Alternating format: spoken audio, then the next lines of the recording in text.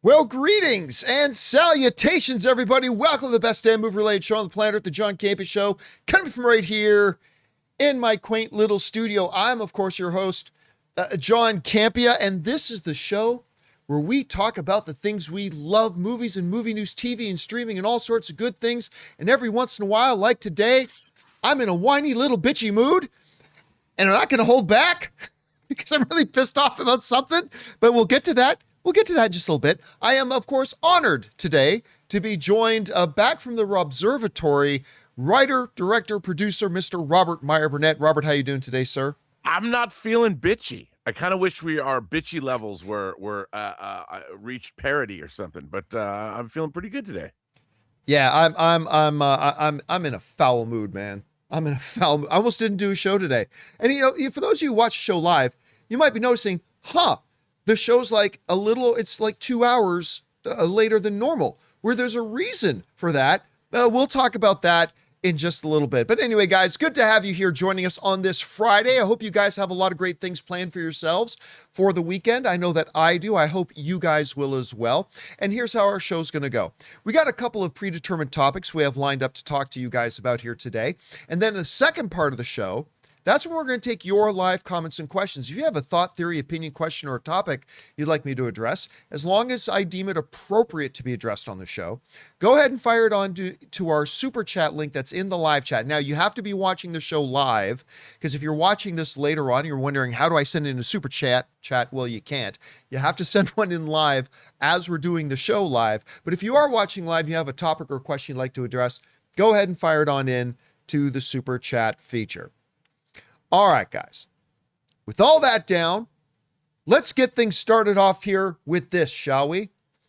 Well, last night, we've got our first look at the first bit of footage. I hesitate to even call it a teaser, but for semantics sake, we'll say teaser. We got our first look at the first little kind of a tease for the upcoming Street Fighter movie that was a part of the overall presentation of the Game Awards. Now, the Game Awards, I've said for many years, and many people have said for many years, it's not really the Game Awards because you normally name something that you spend most of your time on. That's not the Game Awards. It's really the game commercial show where they spend 85% of their time advertising upcoming games, which are cool. I like seeing those. And 15% of the time actually handing out awards. Nonetheless, it's still a fun show to watch. Ann and I hunkered down last night and watched the Game Awards. Big congratulations to the big French contingency out there for Expedition 33 winning Game of the Year. But a part of that whole ceremony was them, of course, debuting the first footage for the upcoming Street Fighter movie. And as a part of it, they brought out the cast, which, by the way, Noah, I always mispronounce his last name, Centrino, he's getting himself really jacked. He's getting himself in good shape. Roman Reigns was there, but he went by his real name, which was weird, hearing them call him by his real name. Jason Momoa there. But you want to get a sense of how big, like the dude, I'll give you 3 guesses which person in this picture is playing Zangief. All right? Try not to use up all your chances. I'm going to give you, see if you can guess who in this picture is playing Zangief. This is, of course, the guy who plays Paulie in the most recent season of Reacher. This dude is, listen, because if you don't know, Roman Reigns is a big, big guy. And look at frickin' Paulie behind him there. Anyway, so they bring out the cast. And that was pretty fun for them to do. Having Andrew Koji in there is awesome. He's playing Ryu. He's like one of my favorite guys going right now. He's amazing. So they go ahead and play the teaser for it. Rob, I don't know if calling it garbage is an insult to garbage, but I'll tell you what it looked like to me. This is what it looked like to me. Remember when Saturday Night Live did that fake spoof trailer of Mario Kart with Pedro Pascal? That, I'm not even joking, no hyperbole. That Saturday Night Live sketch looked more cinematic than what we got in this Street Fighter thing. It looked like a joke. Like I'm not saying that it looked laughable. I'm saying it actually looked like they were making a joke. It looked like, ha ha. I mean, my God, look at Cody Rhodes. And I don't, this is a great example. But John, that's the way it looks in the game. This is a great example of why sometimes you need our little friend called adaptation. Because tell me with a straight face when you're looking at this, that this does not look like it's actually a Saturday Night Live sketch of coming from a studio near you, Street Fighter. And that week's special guest host is Cody Rhodes. And that's what it looks like. It looks I see like this image. I'm like, is this the martial arts version of Cats? with or without buttholes? I mean, it looked like, and I kept waiting for them to say it was a joke and that wasn't the real thing. Now, that's not to say some of the martial arts in it didn't look pretty slick. Yeah. Some of it did. Like full credit. Some of the martial arts in it looked pretty slick, but it just looked like a Saturday Night Live sketch. It did not look like a real movie. It looked like it was shot on an iPhone, and it looked like a cheap cosplay version of Street Fighter. Now, that being said, it might end up being awesome. I'm not taken away from the fact that the movie, because how many times have we seen terrible trailers and then the movies end up being great, or vice versa? We've seen great trailers and the movies end up being garbage. And so this movie could be fantastic, but I'm just being honest with you, man. I'm watching this and I thought, this looks like a sketch, like a comedy show sketch. It doesn't look like an actual trailer to a real movie. But again, it's the first look. The movie's still like a year away. Maybe Rob, when we get our first real trailer, and you know what? Maybe that's the more fair thing to do. Withhold judgment until it's a real trailer. Like we probably won't get one of those for another 4 or 5 months. Since when have we held judgment on this show? We try. So True. I'm gonna keep in mind that this wasn't even a legit trailer. It's something they just slapped together quickly for the Game Awards. I'm just going to say what they did decide to slap together looked pretty ridiculous. And again, I would have been more okay if they didn't even show that little stuff and they said, hey, everybody, here's the cast of Street Fighter. Because that's a cool group of people up on stage, right? That would have, to me, been enough. And if you couldn't put together a sizzle that did it justice, they should have just not shown it. They just bring the cast on stage, say, hey, guys, we had a blast making Street Fighter. It's still a full year away, so we're not ready to show anything yet, but we just wanted to come out here on the Game Awards and say we had such a blast doing it, and we think you guys are going to love it. They probably should have ended it with just that. But anyway, Rob, you had a chance to see it. You and I haven't talked about it. For all I know, you love the footage. I don't know. What did you think about this footage we got?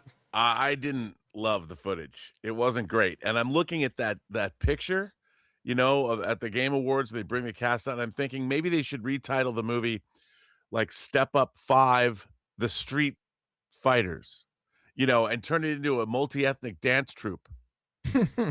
and focus more on the dance than the fighting. I mean, look, it just, what it was? The first Street Fighter is kind of fun. Raul Julia, it was what it was. But this, I don't know. I think we've kind of moved beyond that into something else, maybe. You know what? In all fairness, a couple things. Again, I think some of the action looked pretty slick. Some of it looked just so choreographed, but some of it looked pretty slick. And here's the other thing I really liked. And I know this would come across as cheesy no matter what, but if they had asked me, hey, John, when we put together a sizzle reel for Street Fighter, should we put in a little clip of somebody smashing a car? And I would have said, yes, you should. And sure enough, a little bit of that clip was a dude smashing on the car, just like in the video game. I'm not going to lie. I kind of dug that. And listen, I'm not sitting here saying that they should have been giving us story. I just think you should have been able to put together look, again, you never get a second chance to make a first impression. Right. And unfortunately, I don't think the first impression of this was anything other than, maybe you'll get a couple of giggles out of it. Again, let's withhold too much judgment until we actually see the real trailer. Let's give them a shot for that. But again, I thought a lot of the cast looked pretty good. Like their Chung-Li, she looks amazing. Yeah. Andrew Koji as Ryu looked amazing. Yep. Cody Rhodes, no, that didn't look good at all. The image they showed of Jason Momoa as Blanca, that looked pretty cool. Yeah. I'm going to give it that. That looked pretty cool. So again, I guess we just kind of have to wait and see. The real question is, are we going to get more Kylie Minogue? Oh, Jesus. Anyway, guys, question is for you. What did you think about it? Now, look, again, we're just talking about this teaser. The movie could end up being great. I'm not taking anything away from that. I'm just saying what they showed looked like a Saturday Night Live sketch. Tell me if you think I'm wrong, but come on, guys, go back and look at that and tell me it didn't look like a Saturday Night Live sketch. Anyway, whatever you guys thought, jump down into the comment section below and leave your thoughts there. All right, guys. With that down, let's move on and talk about this, shall we? We found out the other day, and this came from the major trades, that Scarlett Johansson is most likely now going to appear in the Batman 2. And that's pretty damn exciting. Well, now a new rumor is going around, and I do need to stress, we got to file this one firmly in the rumor mill section, okay? Understand that? File this under the rumor mill section. But as of today, there are some reports flying around that Brad Pitt may be in talks to also join the Batman 2. Now, some rumors come up and they're so unbelievable, we never even talk about them on the show. But sometimes if there's other things that could lend credibility to the rumor, we'll bring it up and discuss it just for fun. But as long as we firmly warn you guys, this could just very well be nothing more than a rumor. And Rob, if this had come up 2 weeks ago, I instantly would have dismissed this out of hand. Get out of here with that. That's just pure nonsense. The reason I think it's at least worth discussing a little bit is because of two things. Number one, as we previously mentioned, Scarlett Johansson has joined this cast, or is at least in the process of joining this cast. We know that is verified by The Hollywood Reporter and by Variety. So we know that. And if Scarlett Johansson is joining the cast, and listen, Brad Pitt is keenly aware of his age. He knows he's got X number of years left to do these types of things before he transitions to other types of roles. And boy, how good was he in F1? He was so good in F1. And on top of that, Matt Reeves was being interviewed on a red carpet a while ago. And they were asking about the production of the Batman 2. And he kind of maybe accidentally dropped that he was kind of talking with the people over at Plan B. Well, Plan B is Brad Pitt's production company. And on the surface, there's no reason he should be talking to Plan B. Again, this does not move it into the category for me of likely. It still stays firmly in the rumor mill. But again, Scarlett Johansson joining, the fact that Matt Reeves directly referenced Plan B, which is Brad Pitt's company, on top of the fact that some of these whispers and rumors are now going around, I think it'd be interesting. So Rob, as in all rumor mill stuff, it comes down to two questions. One, do we believe it? And two, for argument's sake, if we do believe it, just for the sake of the discussion, what would we think of it? Well, for me, number one, do I actually believe it? I'm kind of 50-50 on it, to be honest with you. Again, right now, at this stage of his career, with the types of things Brad Pitt seems to be looking at doing, this does kind of fit into his wheelhouse right now. Matt Reeves did say they're talking to Plan B. Scarlett Johansson has joined. And you put all that, and Matt Reeves is a director that a lot of people want to work with. So I'm 50-50, to be honest with you, as to whether or not I find this believable. So then let's move on to the second question. Assume for a second that it's true, just for the sake of the discussion. If it's true, well, God, of course I love it. This is great. We are talking about not just one of the true last remaining movie stars, but he's also an Academy Award winning actor. Can you imagine? Like, take Batman out of it for a second. All right. Just take Batman out of it. A Matt Reeves directed film starring Brad Pitt, Robert Pattinson, and Scarlett Johansson. Is that not enough to get just about any film fan salivating a little bit? That's a pretty good lineup to me for director and actors. Now, you add back into that mix the idea of it being a Batman film, and yeah, I'm salivating like crazy. Like, then I'm absolutely wanting to see this. I am hungry for this. Or to quote Galactus, I hunger for this. I think this would be really, really fun. So is it actually true? I think that's a coin toss. But if it's true, I think it would be pretty damn cool, and I would be all down for it. Anyway, Rob, you have heard this rumor and report, so I put the same two questions to you. Number one, how believable do you find this? And then number two, just for the sake of the discussion, let's say it's true. Would you be happy with it? How do you see it? Well, I'm a huge fan of Brad Pitt. I have been since I first remember seeing him in Thelma and Louise. He had a supporting role in Thelma and Louise. And I've always loved him, and I think that, like you said, he has a lot of indie cred too. Yes, he was he in does. a lot of Yeah. very art house indie movies. It didn't really make a lot of money. I think now he's reached a point in his career. It's like, look, Hollywood has changed.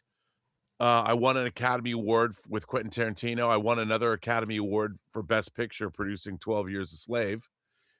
So why not work on big budget prestige Hollywood movies with great people that everyone's going to love and go see? And, F1, obviously that did very well for him. If they So make good. Ocean's 14, that'll, they're talking about that script was delivered. They're going to do that. And why not do the Batman too? And if he's going to play a villain, watching him in things like Bullet Train, and I think he's just been having a great time. And when Brad Pitt's having a good time, I'm having a good time watching it. And I'm all for that. I mean, if the studios if Hollywood's going to pivot and they're just going to focus on making grand entertainments, I mean, look, Scarlett Johansson, she's all in. Jurassic. Look, I didn't like Jurassic World Refund. I didn't dig it. But I mean, she wanted to get paid. She knows what's up. But she's also done her art film. She did her Ghost World. I mean, she's done all that kind of stuff. And I like seeing movie stars in big budget entertainment. I just do. Sigourney Weaver's out in Dust Bunny this week. Next week, she's out in Avatar, Fire and Ash. I like that. I like to see these big budget actors in these big budget movies. And I think Brad Pitt as the bad guy in Batman 2 or The Batman 2. What was the name of that? Oh, I'm freezing on the name of that little movie where he was like the hitman. Killing Me Softly? Was it Kill Me? Where then he kills the guy in the car at the end? Yeah. I can't really think of anything outside of that. Like, there was also, I guess, 12 Monkeys. Oh, he was great. 12, and on Fight Club, where he's basically the villain. Basically, well, at least you can say he's the antagonist. Yeah. But to straight up see him play a straight up bad guy. And again, for all we know, he could be Thomas Wayne, right? For all we know, he could be playing Robert Pattinson's dad. But I mean, the idea of him like playing a straight up villain would be pretty cool, especially at this stage of his career. I think, because you bring it up, man, I honestly really do think that even though it's not the biggest movie, the Brad Pitt movie that really kind of highlights, I think for him, this era of his career, at least to me, is Bullet Train. Like, it was just, that was just a movie he did because he was going to have a lot of fun doing it, and he was great in it. It was all driven by his personality, and I think that could be a lot of fun. Oh, and Harloff, go screw yourself. Harloff sent in a super chat. We'll get to that in a second. We'll get to that in a little minute. But anyway, guys, question is for you. What would you think about this? I put the same two questions to you that we just asked ourselves. Number one, do you find these rumors going around today about Brad Pitt joining the Batman, do you find those believable? Then the second question is, assume for a second that it's true, just for the sake of discussion. If it was true, how would you feel about it? Good move, bad move? Whatever you guys think, jump down into the comment section below and let us know your thoughts. All right, guys. With that down, let's move on to this, shall we? You know, it's every kid's dream who picks up a video camera for the first time. Maybe it was when they were younger. Maybe they're a little bit, middle-aged right now, and it was like a Super 8 camera, a VHS camera, a mini DVD camera. Maybe it's somebody who's a bit younger, the first time they picked up their iPhone and hit record and started shooting a little movie. It is every young kid's dream who has fantasies about becoming a filmmaker to someday swindle Netflix out of $11 million. It's every kid's dream, man. Every kid's dream. It's mine. But I would deliver, John. I would deliver. And director Carl Rinch, he fulfilled that dream. He went out there and he scammed Netflix out of $11 million, at least according to the reports and the results. You guys might remember that we've been talking about this a little bit, that the trial had started for Carl Rinch, who Netflix says he took $11 million, never delivered the show he said he was going to deliver for it. Oh, and by the way, with the $11 million we gave him, he bought himself a $700,000, I believe it was a Lamborghini. It might have been a different sports car, but he bought himself a $700,000. As one does, John. As one does. As one does. Then he spent about $300,000 on a watch. And then one of Jonathan Voico's favorites, he spent over $600,000 on mattresses. Yeah, mattresses. $600,000. That's what he did with the money. Well, that was quick. The trial is over.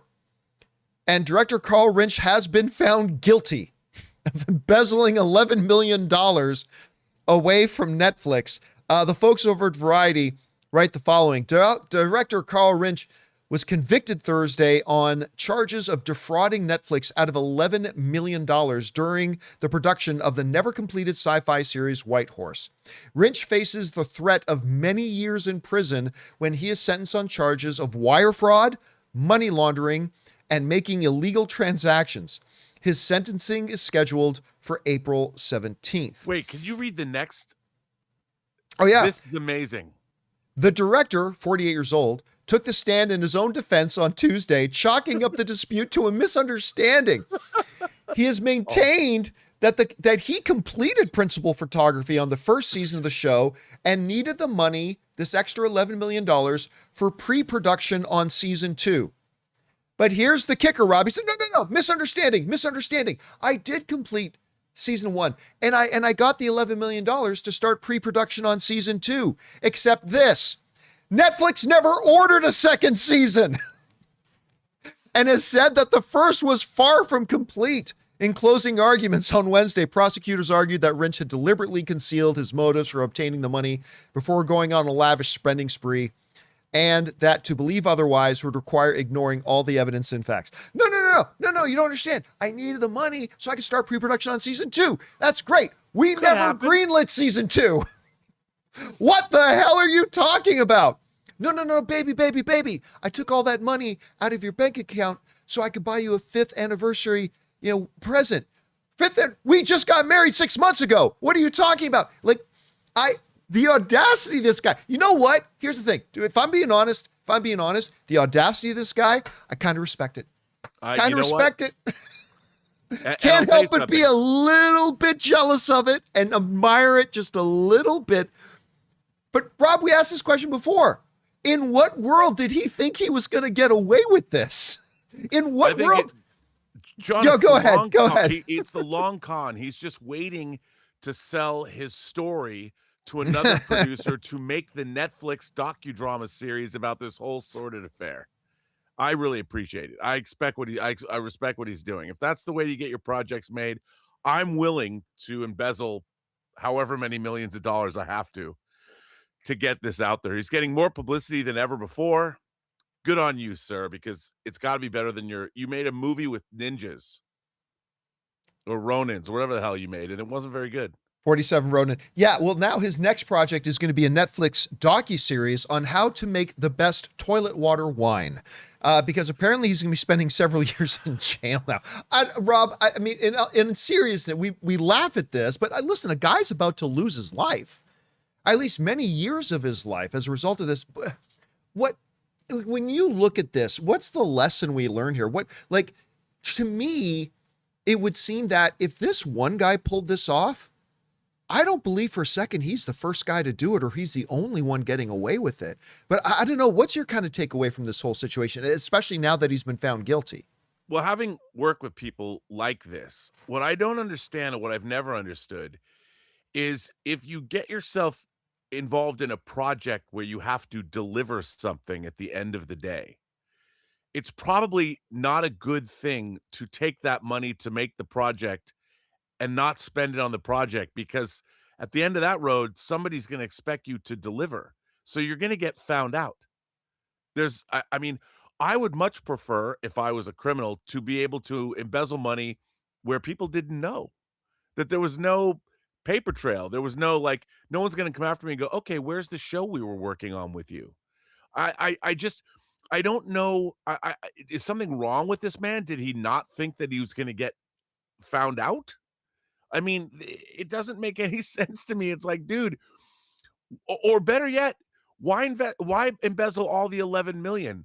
What you really should do, and what people have been doing for time immemorial, is get 11 million, but then make the show for 5 and pocket the remaining 6. Listen, don't That's how laugh. you do it. I was just getting ready to ask you this, and I'm not even being facetious. We all scratched our heads and scoffed at Netflix signing over what, 200 and something million dollars to the Russo brothers to make Electric State. To which all of us look at that movie and say, I don't see 200 plus million dollars here.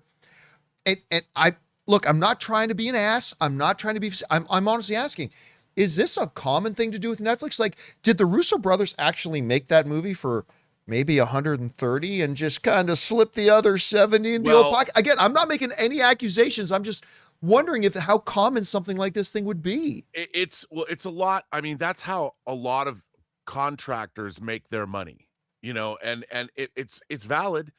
For instance, like, let's say you might be making behind the scenes documentaries in foreign countries for studios. Now, you charge them for equipment rental. You charge them, but what you do is you go buy the cameras that you're going to use, and they might cost, say, $5,000 each, but then the studio is paying for the rental of those cameras. So you own the cameras, and then you might charge them $30,000 per camera in rental fees. Now, that isn't embezzling, but that's just par for the course. If a studio makes a movie, they don't own the cameras for the most part. Like, Warner Brothers doesn't have its own camera department that they use cameras from. They go rent camera equipment from Panavision. It's Panavision's equipment. Like, they paid for it, and they're renting the same cameras out over and over and over and over and over again. And the studios know that's what they're paying for. Now, if I ran a studio, I'd build my own camera department and own everything. That's kind of what Peter Jackson did when he was making Lord of the Rings. He goes and he builds himself Park Road Post, which has one of the greatest post-production facilities in the world. And then he uses studio money to do it, and then he rents that facility back to the studios. You know what that's kind of like? Forgive me for bringing it up, but it's just too. It's kind of like having a president of the United States who owns some properties, and then when there are some official government things going on, he makes them host it at his own facilities, and then charges the government to pay him for renting those facilities. Well, no conflict of interest there, but you're right. I think they do in the filmmaking world. I think that's exactly right. Like, you're going to charge these exorbitant rental things. So you buy the thing first, you rent them from yourself, and get Netflix to pay for it. But by the way, that is good business.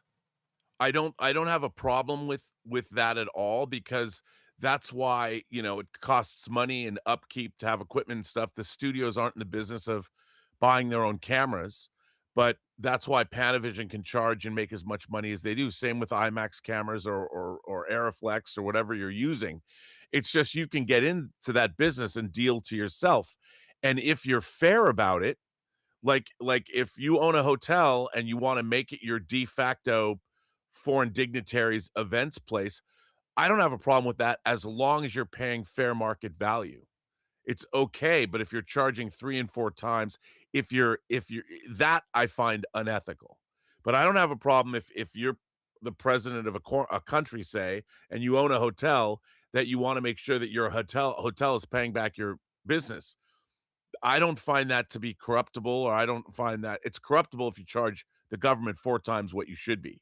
That's where it gets bad. I don't know, man. Personally profiting from from the government when Well, you're in office you're not. You're the corporation that you're a part of or whatever. I or mean, that that's you what own is. Either yeah. way, I'm not going to go down that rabbit trail. But But if your hotel's nice, no, no, if you're no, no, no. providing No great government official should put themselves in a position where they personally profit from government function. That should never be allowed. Anyway, that's that true. aside, I'm just saying it's a nebulous area. question is for you guys.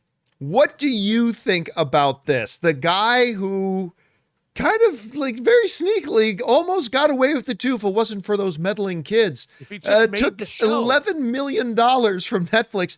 He's gone to court and he has now been convicted and he's going to go to jail. For how long, we don't know. We'll find out in April once he has his sentencing. But whatever you guys think about this, jump down into the comment section below and let us know your thoughts. All right, guys. With that down, let's move on to this, shall we? You know, earlier today, HBO put out a little coming in 2026 sizzle reel, and it was really quite good. It was a really good little sizzle reel about some of the stuff they've got coming, just kind of highlighting, again, that they are the best at this. It's like, you know what? Peacock, you're adorable. Netflix, keep it up, big guy. Disney Plus, oh yeah, you've got some nice little wins there. But the clear king of the hill when it comes to making premium content is HBO Max. When it comes to premium television content, nobody does it better and nobody has done it nearly as well for almost 20 years. And this little sizzle reel was a good little kind of reminder of that. A lot of little stuff they put in. And a part of this sizzle reel, by the way, was giving us a couple of little glimpses of actual footage from, as they did for many other shows, for the upcoming Lantern series. And that was very cool to see. Now, here's where the plot thickens. On their social medias, they then blast out HBO Max on their official social medias. HBO Max blasts out, what else is dropping today? And they do this clever little thing where they make it look like your Finder app, your file organizer. And it says at 6 a.m. Pacific Standard Time, Euphoria Season 3 PNG. Okay, PNG, that means at 6 a.m. Pacific Time, they're going to drop some Euphoria Season 3 images. Cool. 6 a.m. comes, and they did. House of the Dragon at 8 a.m. Pacific Time. House of the Dragon Season 3.png. So they're going to drop some new images. And sure enough, 8 a.m. came, and they dropped some images. Then their series Heated Rivalry, which I admit I have not watched Season 1, but you know, a lot of people had wondered if there's going to be a Season 2. So in their folder, it says heatedrivalry.mov, which means it's going to be a video. And sure enough, at 9 a.m. Pacific Time, HBO Max dropped a video of a couple of the cast members from the show doing this little thing and announcing that a Season 2 was coming. Pretty cool. Well, then they said at 9:30 a.m., the Pitt Season 2.mov, there's going to be a video. And sure enough, 9:30 a.m. came around and they dropped the first 1.5 minute clip The opening 1.5 minutes of season 2 of The Pitt. Not earth-shattering, nothing super huge. Don't get me wrong. Nothing big, massive, and seismic, and like I said, earth-shattering or anything. But it was cool. Like, they dropped the first 1.5 minutes of the new season. Cool. That was really cool that they did that.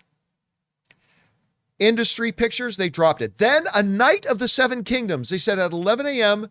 .mov, we're dropping a video of Night of the Seven Kingdoms. And sure enough, 11 a.m. comes around and they drop this little short. Granted, it was short, just like The Pitt, nothing earth-shattering, nothing seismic, but a cool little scene. They dropped just a little scene that gave us a little bit of a feel, and it was cool. And Dune Prophecy Pictures. But look what they put last. Look what they put last. Ladies and gentlemen, boys and girls, children of all ages, the main event, the prime time, the thing you've all been waiting for, the highlight of the show, the last thing to come, lanterns.mov. We've got a Lanterns video coming. And I saw that. And I was like, well, damn. That's coming out at 1 p.m. Pacific Standard Time. We have been starting our show lately at 12 p.m. You know what? It's Friday. If they're going to drop our first little teaser, our first scene of Lanterns, I don't want to wait to talk about it till Monday, Rob. So I texted you. I said, Rob, I mean, if this is coming out, I don't want us to wait till Monday to talk about it. So let's delay the start of the show. Let's push the show by an hour. That takes away your time, that took away my time, and most importantly, we were asking our show viewers who were expecting a show at 12 p.m. Los Angeles time, hey guys, we're going to delay the show by an hour. And so we asked everybody else to lose an hour. Not because of a guess, not because of a theory, not because of some Gus Station Gases Movie Reviews .fart report, but the HBO Max social media handle itself said, hey, ladies and gentlemen, at 1 p.m., we are dropping a Lanterns video. When we drop the Pitt video, opening minute and a half of the new season. When we dropped the Night of the Seven Kingdoms video, it was a scene from the week. Again, nothing earth-shattering, nothing monumental. So they told us, they said, guys, to end this whole thing off, to cap off this day of reveals and videos and announcements and images, to highlight it all, we're dropping a Lanterns video, folks. And so it was with great anticipation. This falls under the category of too much information, but I do not care. I literally was stripped down butt naked, getting ready to take my shower for the show, and I got all my shower stuff ready to go, and I was stripped down to the nibblies at 12:59 p.m., to which I came in here, sat my bare ass down on this chair, loaded up the old HBO Max thing, and lo and behold, there it was, the video. Hit play, and it was Aaron Pierre just talking to the camera saying, hey, everybody, we're so excited to share this first look of Lanterns that's coming to you on, and then they even bleeped out the date. They wouldn't tell us the date. Fine. Guys are so excited to share with you this first look at Lanterns. To which, did they show us the first minute and a half of the series like The Pitt did? No. Did they show us one scene? However big or however small? Nothing earth-shattering, but did they show us a scene from the movie? No. You know what they did? They literally just took the exact same number of seconds of little footage that was already shown to us earlier in the day in that coming in 2026 video that they had already put out. They didn't do that for The Pitt. They didn't do that for Knights of the Seven Kingdoms. They didn't do that for Heated Rivalry. And what's worst of all is they literally put it at the end of the thing. Like, this is the big thing. This is the thing we're building up to. Now, look, let me make something clear. let me make a couple of things clear.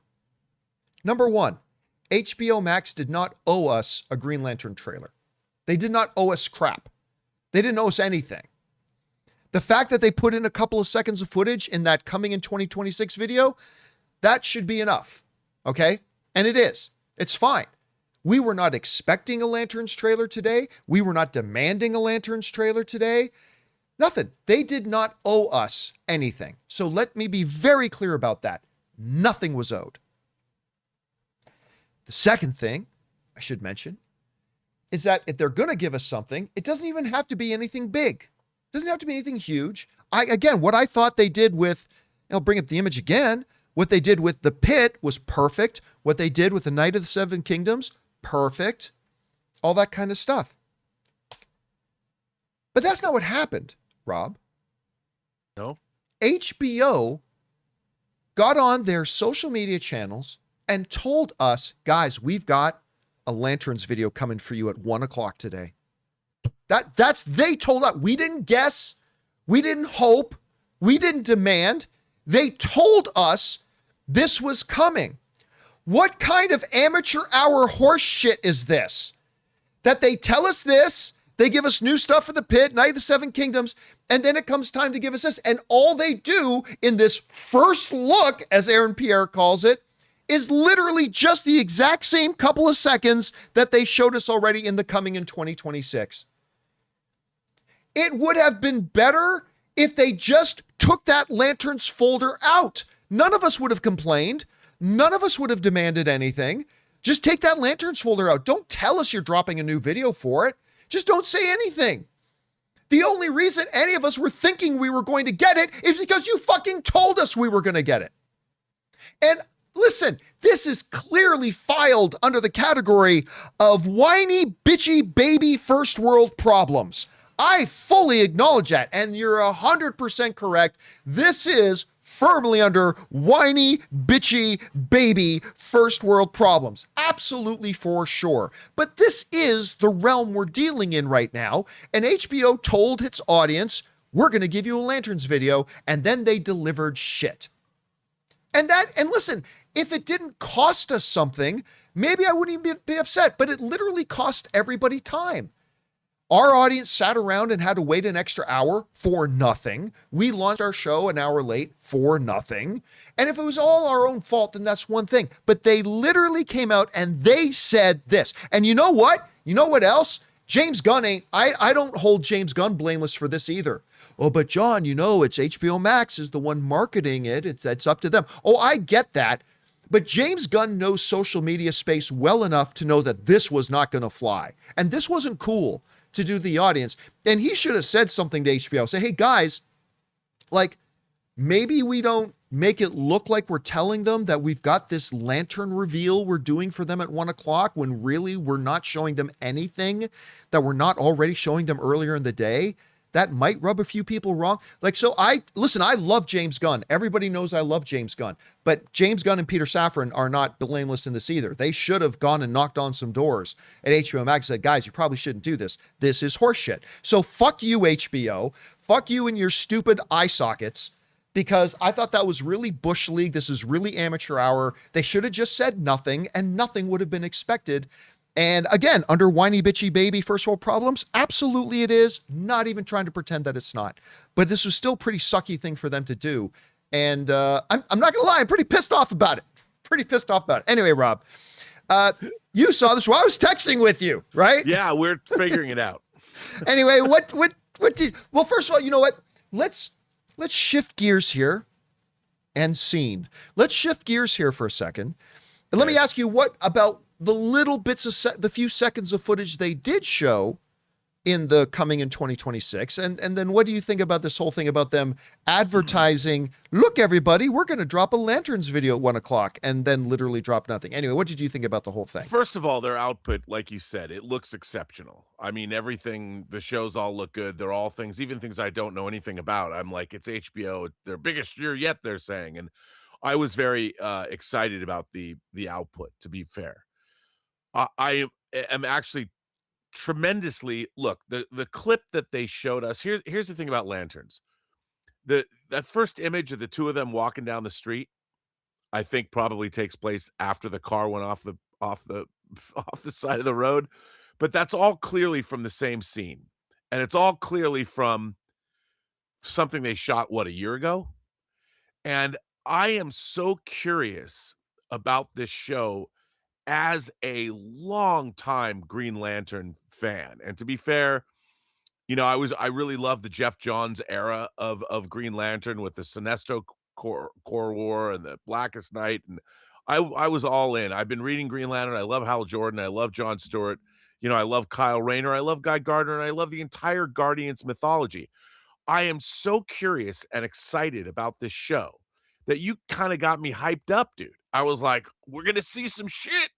And I was really excited. Like only because this is their, other than Peacemaker that had happened already, this is the first original DC Universe TV show. And we're going to get Supergirl that isn't James Gunn controlled. We're going to get this from one of my favorite. I've loved Green Lantern. I love the fact that Green Lantern's always been a part of the Justice League. I was down. I even like, Alan Scott. I'm a big, big Green Lantern fan. So my level of excitement, John, was here. And I kind of felt a little Christmassy, like Christmas morning, get to open your present. Maybe your parents will let you open one on New Year's Eve, Christmas Eve, a little early. What do I know? I'm Jewish, but still, I know what it is. And I was really excited to delve into this and see what they were going to show us. I have to say that I'm sad because it's the same stuff. I mean, I will say if you want to train somebody, you put their ring on the dashboard, jump out of the car, and Thelma and Louise it. See what you can do. I mean, that's one way to train somebody, and I like that. But I wanted to see how he got out of that one. I guess you'll have to tune in a year. Well, they shouldn't show us how he gets out of it. This is a trailer, after all. I mean, it's a train. It's not like this is just the beginning. I mean, I wanted to see a Green Lantern in the Green Lantern preview. Just a little taste, little like Sapito, little taste, something. Throw me the whip.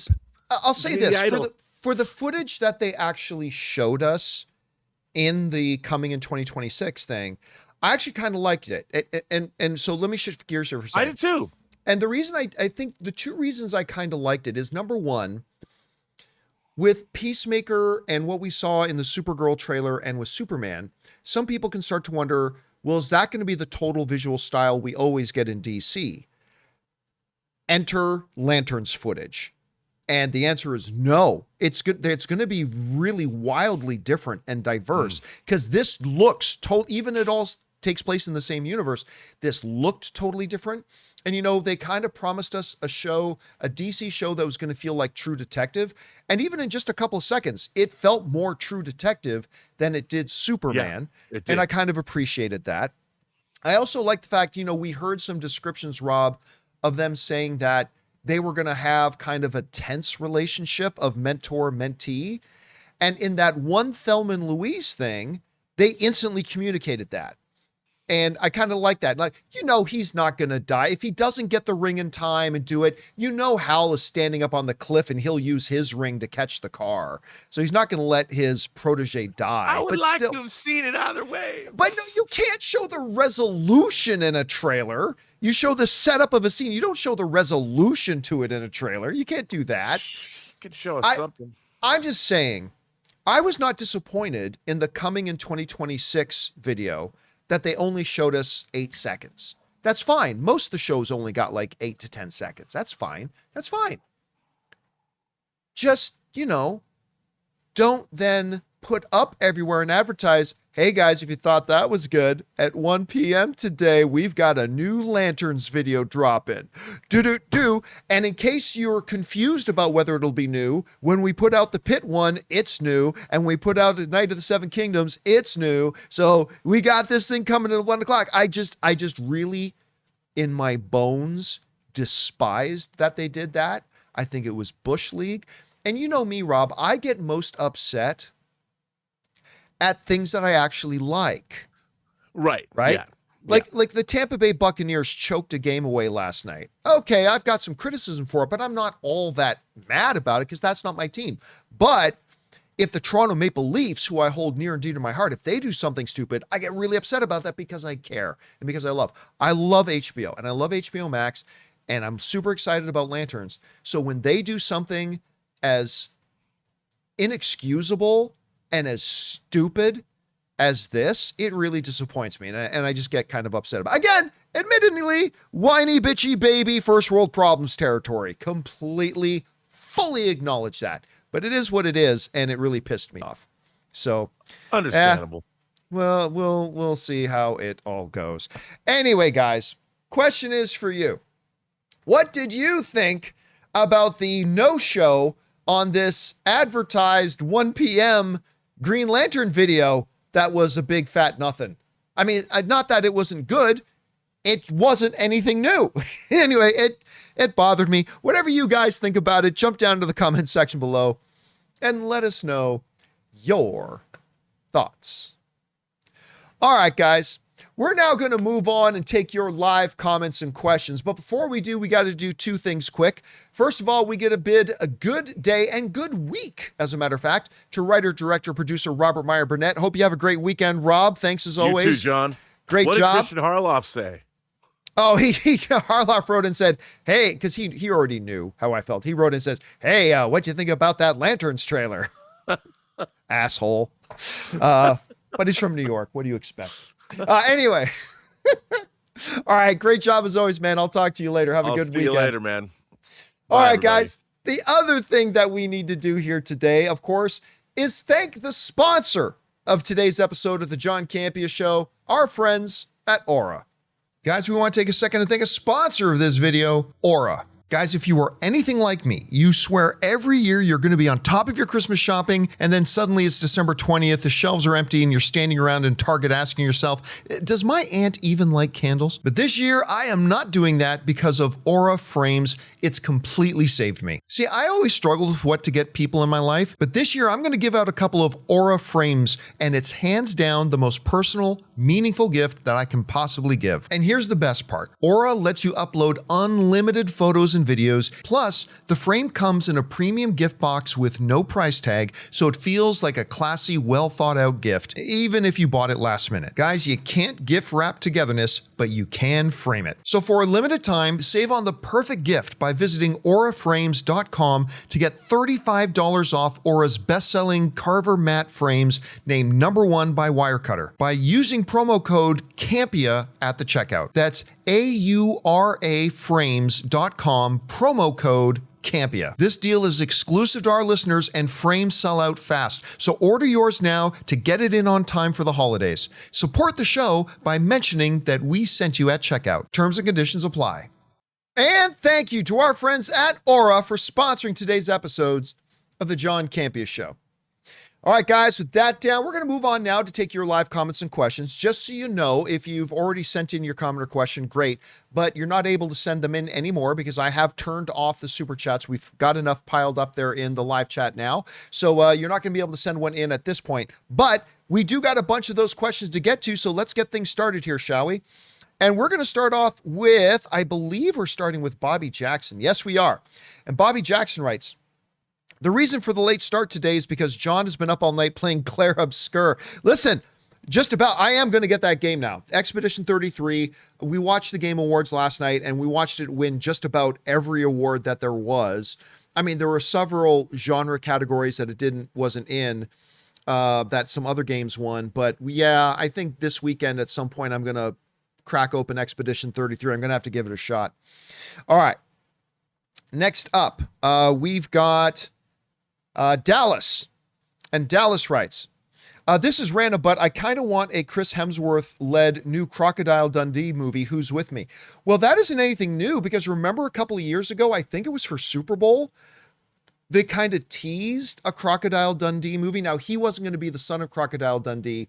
That was going to be Eastbound and Down guy. I forget the actor's name. I really like him, and I'm freezing on his name right now. But Chris Hemsworth was in that too. Now, granted, it was all just a joke for, I think, a Australia tourism video commercial. But they made it look like there was going to be a new Crocodile Dundee and that Chris Hemsworth was going to be in it. All right.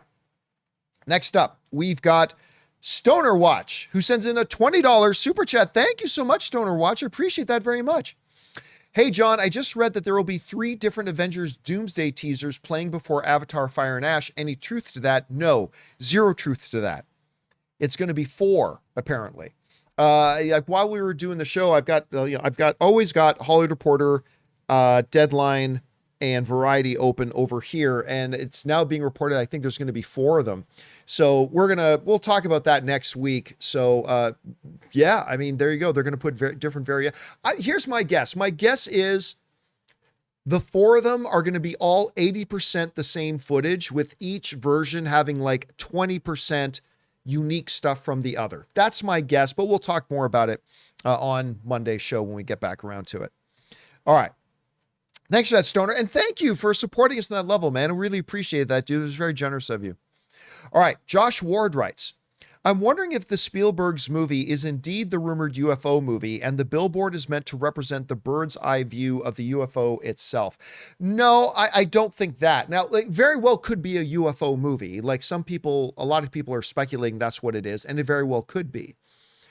But I don't think the bird imagery, if it is a UFO movie, I don't think the bird imagery is meant to be like from the bird's point of view, but probably, in a lot of like horror movies and sci-fi movies, when something's wrong, the birds are the first one to feel it and they'll start flying away first. So maybe that has something to do with it. Maybe, I don't know. We'll find out. Again, it may not even be a UFO movie at all, but we'll find out here next week. All right. Next up. Who do we got? Josh Ward also writes, movie trivia. The first techno song to ever receive a Grammy came from this movie's soundtrack. Hint, the 1990s. When did I don't know for sure. What year did the first Blade movie come out? Was it the Blood Rave? I'm just guessing. Let me know in the live chat if you think I am right or not. I might be wrong. Because maybe I'm terrible with movie dates. Maybe like Blade didn't come out till 2009. I can't remember. All right. Next up. Isaac writes, did you see Hamnet? Thoughts? Yes, I did. Hated this. Hamnet was such a unique experience because I was really bored to death in the first hour. But then the third act came, and the third act was so powerful and so emotional. And then I realized the reason the third act was able to be so powerful and so emotional was because of the stuff that happened in the first 2 acts that I found very boring when it was happening. But if it had been any different, the third act wouldn't have been nearly as powerful. So like overall, brilliant film. But I almost walked out. I would have probably walked out in the first hour because I was so bored. And it's good that I stuck around because that last third act payoff, man, made that first hour not just worth it, but made the first hour valuable. So yeah, I really liked Hamnet. It's not my favorite film of the year, but I really liked Hamnet. I thought it was really good. All right. Next up, Hayden writes, heads up, Wake Up Dead Man is out today and the Avengers Doomsday trailer is out next week. Well, yeah, it should be coming out. By the way, it looks like those, the thoughts that we had that they're not going to drop the Doomsday trailers online before they play in theaters in front of Avatar Fire and Ash are right. So I don't think we're going to get them online prior to Avatar Fire and Ash. If you want to be, I think if we want to be the first ones to see the trailer, we got to be the first ones in theaters to see Avatar Fire and Ash. It'll probably drop very quickly after it debuts with Fire and Ash, but then we'll see. All right. Next, Ivan Studios writes, was not expecting this show to look so crisp. I'm not quite sure what you mean by that, but I'll take it as a compliment, I guess. All right. Christian, this is the one Christian wrote in. How about that Lanterns trailer? Said like Christian Harloff would say it. Thank you for that, Christian. All right. The Schickster writes, I'm just here to support Rob's alibi. I know. I love that sweatshirt of his, right? I'm just here to give myself an out. It's a great sweatshirt. I got to ask him where he got it from. Lohit writes, can Batman 2 make $1 billion? Sure it can. Absolutely. Like the last one made over 700 million, 800 million, whatever, however much it was, 800 million. If the first one made that much and it was that well received, then certainly the second one can. I'm not saying it's a guarantee it will, but it definitely can make $1 billion for sure. All right. Evelyn writes, Scarlet, a love interest Later, Scarlet, a love. Should there be some punctuation in that? Scarlet, a love interest, later revealed as. Oh, you're talking about Scarlett Johansson being in Batman. Scarlet, comma, a love interest, later revealed as a villain. Pitt, an older villain. Sounds like Court of Owls, very well could be. Never used and villain for Bruce and Batman. See, there are a couple of reasons, and I'm not saying that the Court of Owls will be the antagonists in the Batman 2, but two reasons why I think it very well could be is, number one, Court of Owls, especially in the last decade or so, have become a very popular, antagonist group in the Batman mythos, right? They're really, really cool. Secondly, the Court of Owls fits much better into this Batman world and into this Gotham than like a lot of other of the pantheon of Batman villains. Like Batman's rogues gallery is filled with a lot of great villains, but some of them don't really fit into the Matt Reeves grounded and gritty world. Like Poison Ivy does not fit in a Matt Reeves universe. The more supernatural characters, like even Killer Croc, I don't think belongs in the Matt Reeves Batman. It's just too grounded and too gritty. But a Court of Owls, that could fit very well. So I wouldn't be surprised. Again, I'm not saying that's the odds-on favorite, but I wouldn't be surprised at all if it ended up being Court of Owls, because that would fit in very, very well. All right. Next up, we've got Lone Wolf, who writes, I'm so glad Expedition 33 did so well last night. I finished it after the show, and it's deserving of everything it won. One of the best games ever, in my opinion. It reminds me, Ann and I were talking about this because it reminds me a lot of, we watch the Video Game Awards every year, the Game Awards every year. And a couple of years ago was when It Takes Two won Best Game. And Ann and I had never even heard of the game up until that point.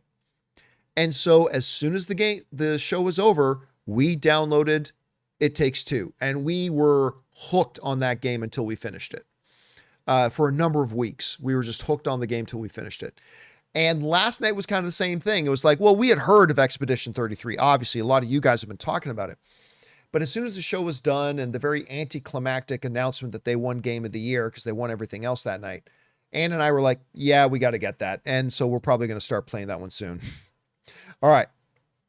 Next up, we got Hydrocats writes, hey, John, have you heard the conspiracy theory that Timothy Chalamet is the English rapper SD Kid? Of course, it's not true, but I think it's funny. Thanks. Fully admit, I've never even heard of SD Kid, let alone that. But you know what? I wouldn't be shocked to find out that rumor was true. I wouldn't be surprised. Ever since we saw Timothy Chalamet in that Saturday Night Live skit, that Yeet Yeet sketch, I thought, yeah, that's something he could, again, I don't know anything about it. I have no dog in this hunt, but I would say I would not be surprised to hear that something like that would be true. I wouldn't be surprised at all. All right. Next up, Dildar the Glorious. HBO really said F you, John. Yeah, they really did. I mean, they said F you to everybody. Again, listen, let me highlight again. HBO didn't owe us a Green Lantern trailer at all. We were not owed a damn thing. But they got online and they advertised, hey, everybody, to end off this whole thing, to cap it all off, Lanterns video dropping at 1:00. And it was nothing. It was literally nothing. And that is such Bush League, so they can go right fuck themselves for that. That was really Bush League on their part. Anyway, Wayne writes, as per the Hollywood Reporter's Heat Vision newsletter for today, Disney sent 4 different Doomsday trailers. Oh yeah, we already talked about this a little bit earlier.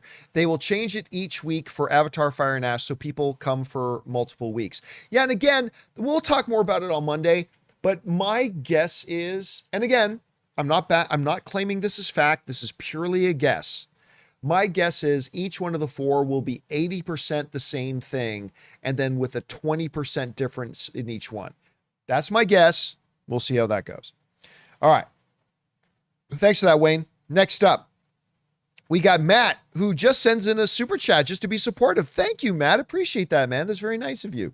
Dildar the Glorious writes, what game announcement excited you the most at the Game Awards? Fate of the Old Republic definitely got me excited. But I can't get excited. I can't get excited over nothing. Like literally it was nothing. All it was is a game is coming. They literally showed us nothing. At least most of the other game announcements gave you a broader sense of what it's going to look and feel like, a little bit of a taste of the gameplay, that kind of stuff. This one was literally nothing. It was just a ship lands and Star Wars game. I'll tell you one that excited me much more, and I can't remember the name of the actual game, and if you guys know it in the live chat, put it in, but the pod racing game. The pod racing game looks awesome. That looked great. So I am actually legit excited about that one. So the Old Republic, the Old Republic one might end up being great, and I hope it is, but there was nothing in that little reveal to get me excited. The pod racing one, on the other hand, people in the live chat are saying it's called Galactic Racer. That looked fantastic. I am very excited about that one, not so much the other one yet. All right, thanks for that, Dildar.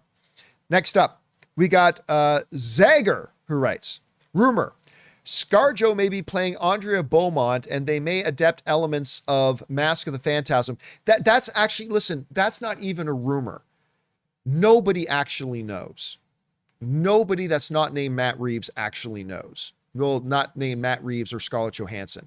So there are rumors, and then there are people literally making shit up and throwing it out there. And then somebody else saying, oh, somebody else is saying, so it's not even a rumor. Again, that's a pick. That's a random pick that has every good of a chance of being accurate as any other pull it out of your ass random pick. And who knows, maybe it could be that, but it's not even a rumor. I wouldn't even give it qualified as a rumor. It's literally just something somebody made up and people are talking about it, but it's got as good of a chance as any, I suppose. All right. Let's see here. Next up, we got Matt, and Matt writes, with Expedition 33 winning 10 awards at the Game Awards, curious to see if you've been able to try it yourself yet, and if so, what are your thoughts? Nope, haven't had a chance to try yet, but I'm going to. Especially now that I got that PlayStation Portable. I'll tell you what, guys, I was talking to Rob about it earlier today. That PlayStation Portable, now that they've upgraded it and updated it, where you don't even have to connect it to your PlayStation. If you've got that premium PlayStation account, which I've had for a long time, and admittedly don't use it nearly enough, you can literally just connect to the game in the cloud and play it right on your PlayStation Portable. And that thing has come in so clutch for me when I've been on the road in the van to just pull up the Portable and be able to connect to all the games. It's so great. Anyway, with that especially, I am definitely going to be giving Expedition 33 a shot now. And by the way, I bought, what's it called? Dispatch. I bought Dispatch and I haven't started playing yet. So I've got to now get on Expedition 33 and I've got to get on Dispatch. So I've got to get on both of those here soon. Somebody's saying, just get a Switch. I do have a Switch. I have a Switch too. I've been playing like Donkey Kong on that. I've been playing that Donkey Kong game.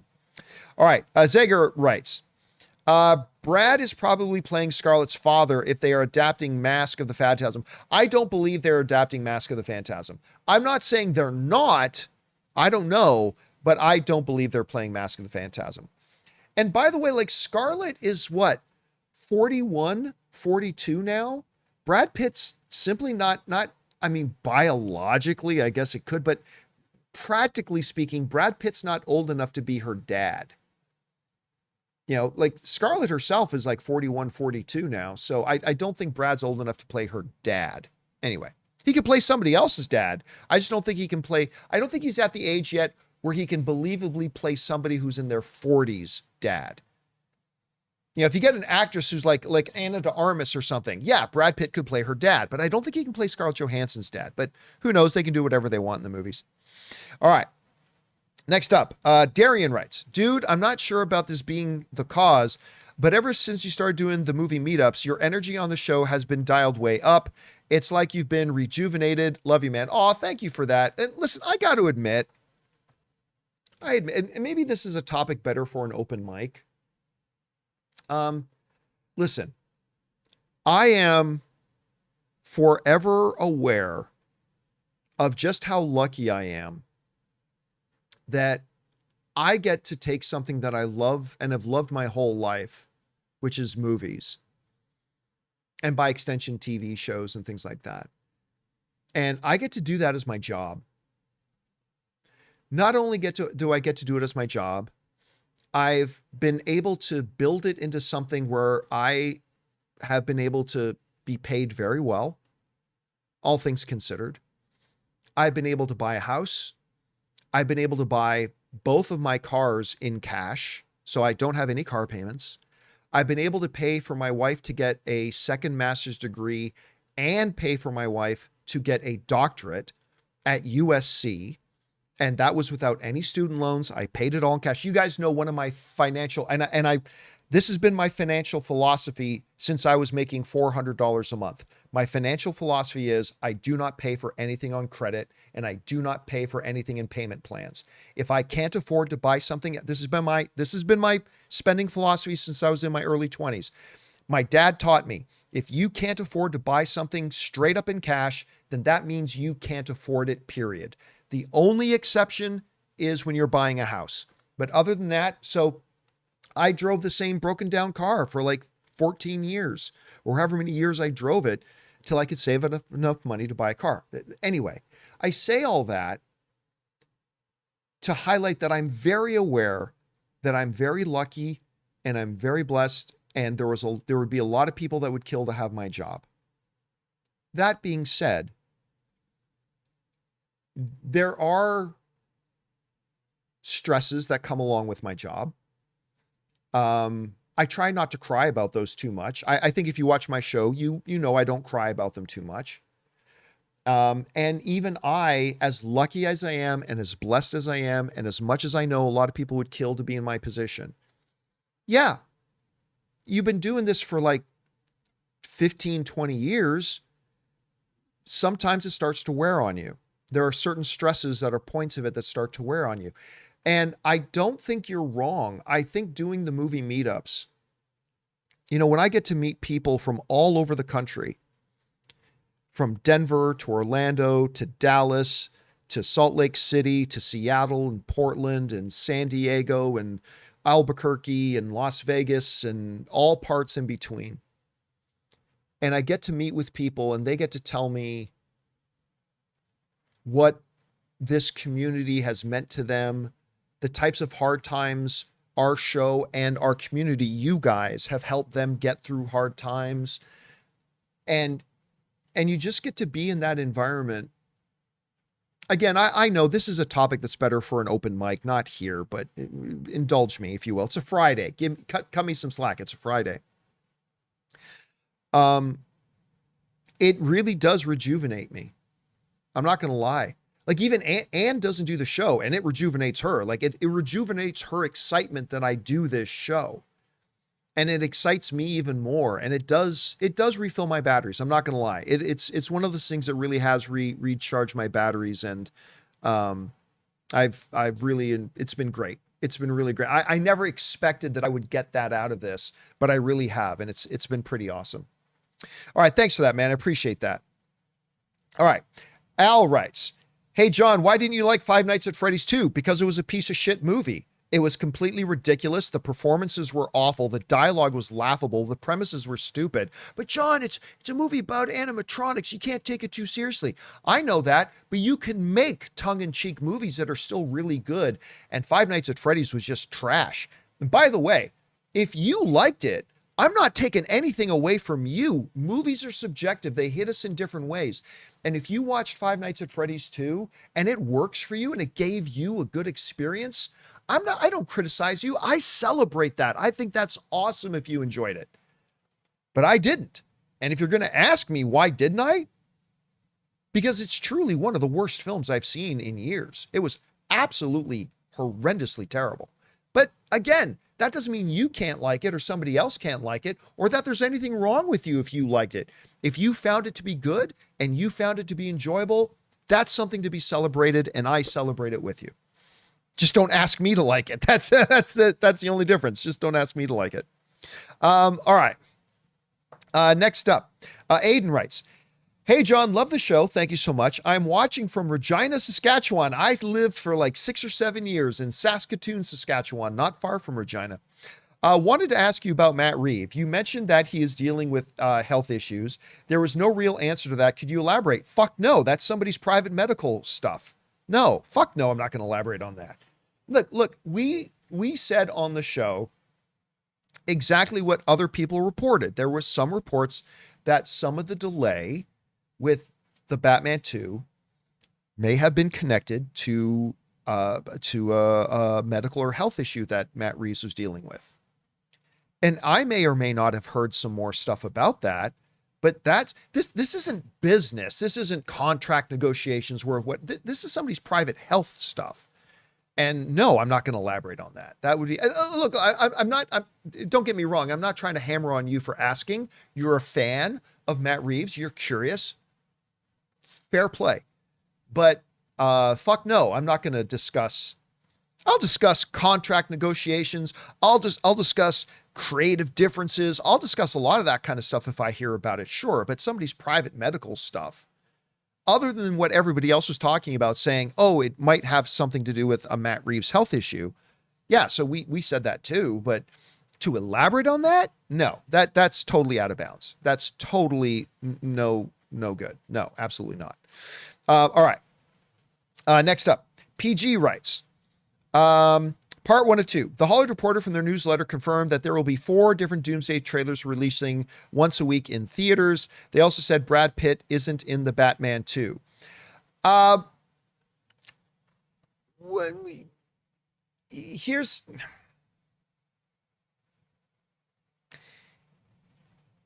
That's fine for the Heat newsletter to say that, but they are still worlds away. And by the way, you saw me talk about this earlier. I am definitely not saying Brad Pitt is in it. If you watched my segment earlier, you know I am not saying Brad Pitt is in the Batman 2. Not at all. But here's the reality. They don't get in front of cameras and start shooting this thing for a while. They have no idea if Brad Pitt's in it or not. Now, they may not have heard that he's been casted. They may not have heard that he's actually in any talks for it, and that's all fair. And I am certainly not saying Brad Pitt is in the movie at all, but they're not in a position to say he's not either because they haven't started shooting this movie. For all we know, I could be in it. I'm not saying I am, but I'm saying, hey, my phone could ring 10 minutes after we get off the show, and Matt Reeves could call me and say, John, I got a role for you in the Batman 2. And I'd say, sweet. I'm probably going to ruin it because I'm a terrible actor, but sweet. Tell me where to be. I mean, hey, that's possible too. All I'm saying is nobody knows who is and isn't in the movie yet because they haven't even started shooting this thing. You never know. And for the record, as I said in the segment earlier, I do not think Brad Pitt is going to end up being in it. I just think it would be a good idea if he was. That's all. All right. Let's see here. We got this is the last one. E. Groomy writes, I know you tapped out of Pluribus and the last episode was also meh, but if you were in the show's scenario, would you try to change the world back or would you think it's better after joining? I would definitely try to change the world back. The premise of Pluribus is awesome. I think the premise of the show is fantastic, and I think it raises really interesting moral and philosophical questions. That's the best thing about it. And I think, but my problem with Pluribus is that every episode, nothing happens. Like they'll do an entire hour-long episode to have one minor point come up, and it's excruciating. It's excruciating. And so I know a lot of other people are loving it, and that's great. I've tapped out. It's just that too little happens. And I'm not, you know me, guys, I'm not one of these guys that needs, as soon as an episode of a show starts, it should be action, action, action, action, things happening, things happening, things happening. I'm not like that at all. But even I am like, hot damn, they've been restocking the grocery store for 4 minutes.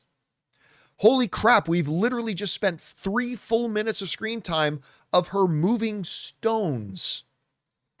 Wow, that's the 5th cutaway edit shot of her just driving through Vegas. We get like, it feels like it's so forcibly drawn out that I just don't enjoy watching it, which is too bad because again, I think the premise is genius. I think the performances are great. But I can't watch it anymore. I just tapped out. That's all. Just tapped out. All right, guys. Tell you what, that is all the questions because I had turned off the super chats a while ago, but I will take a few minutes here and just take a few questions from the live chat. So if you were in the live chat and you have a question, look at the way I put the formatting in it. Put in all capital letters question, : and I'll pick a couple out. By the way, guys, don't copy and paste and spam your question in. That is not going to increase the chances that I'm going to pick your question. I'm just going to pick a couple of questions. I'm just going to cherry pick a couple out before we call it a day. All right. Morgo YT writes, overreaction that Doomsday gets split in 2. Well, I mean, we've been saying that on the show ourselves that Rob fully believes that's what they're doing. I think there's a chance that's what they do. So we've been saying that ourselves. So I don't think it's an overreaction. It very well could be something that they do. Okay. This is true. King Daddy Goat saying, favorite Christmas movie, John. It changed a couple of years ago. And I know it sounds weird. And I know it totally sounds like recency bias. But as of a couple of years ago, my favorite Christmas movie is now the Guardians of the Galaxy Christmas special. Not kidding. That's not taking anything away from A Miracle on 34th. It's not taking anything away from any of the Scrooge iterations, not taking anything away from Rudolph or Frosty or any of that stuff at all. But I really loved that Guardians of the Galaxy Christmas special, and it is now my favorite Christmas movie to watch. It really is. All right. Let's see here. What else we got? Let's see. Ta is writing, which character are you most excited to see shine in Doomsday, minus Thor or Sentry? Well, since my favorite MCU character, like my all-time favorite comic book character is Magneto, but my favorite MCU character is Steve Rogers. So if he's in it, and we don't know that he is, but if he is, mine would obviously be to see that, to see Captain America, the real Captain America, Steve Rogers shine. That would be pretty cool to see. All right, I'll take 2 more. Keaton is asking, Batman 2 or Spider-Verse 3 makes more money? Ooh. It's funny because Spider-Verse 2 made significantly more money than Spider-Verse 1 did. But I'm going to say the Batman 2. I think Spider-Verse 3, it would have made more money if it came out on time. But instead, it's been delayed for so long. So I think they'll both do well. I think they'll both be successful. But my guess right now is that the Batman 2 will make more money than Spider-Verse 3. All right. Let's see. One last one. Jesus is writing, how are you doing? I'm doing pretty good. Again, I just had such a lousy start to my day. Again, whiny, bitchy baby, first world problems. Absolutely. But it just, the fact that I started the show late, thinking that there was going to be this big thing because HBO told us there was going to be a big thing for us to talk about. And so we delayed the start of the show. And Fridays are always a little bit weird because it's kind of tricky for me to run the show myself because Friday, I give most Fridays to Jonathan off so he can just hang at home with his family. And so running, like starring in the show and running all the technical stuff I'm not as used to it as I used to be a few years ago. And then the whole delay happened. So I'm not going to lie. I'm kind of in a bit of a crummy mood. I am. But that being said, I had something really good happen last night, which was I solidified my plans to go home for Christmas. And we're going to drive home in the van. for Christmas, probably stop in a couple of cities along the way. And, you know, it's, again, this is something that's more suited for an open mic or an after dark than it is for here on the John Campea Show. But, and, you know, my mom died a few months back, earlier in the year. I loved my mom. Everybody loves their mom, of course. I get it. So I'm like everybody else. I really loved my mom. And I really thought she was going to be with us for a few more years. And because I'm separated by distance from my family, I haven't begun to cope or to deal with. I've kind of been putting off dealing with the loss of my mom. And so it's still kind of, when I think about losing my mom, it still kind of impacts me more than it would most people, because most people are grown-ass adults and they deal with their trauma once it happens. I haven't really dealt with it yet. But more importantly, this is going to be my dad's first Christmas without my mom. And so it was kind of like even more important than normal for me to make sure I could get home to Toronto for Hamilton for Christmas. For two things. One, because it's my dad's first Christmas without my mom, but me, when I am home with my family, I feel like I can actually process the loss of my mom a little bit. And I'm hoping both of those things can happen during this trip. So that was a good thing. Kind of nailing down the plans to go home, and that's going to be really good. Anyway, guys, that will do it for today's installment of the John Campea Show. Thank you so much for being here. And guys, thank you for your patience. I know the show started late, and as it turns out, it started late for absolutely no reason whatsoever. Our apologies for that. But thank you guys for coming and hanging out and spending some time with us here today. I look forward to seeing you guys again next week. I can't wait for that. I hope you guys have a fabulous weekend ahead of yourselves. And until then, my friends, my name's John Campea. And so until next time, bye-bye.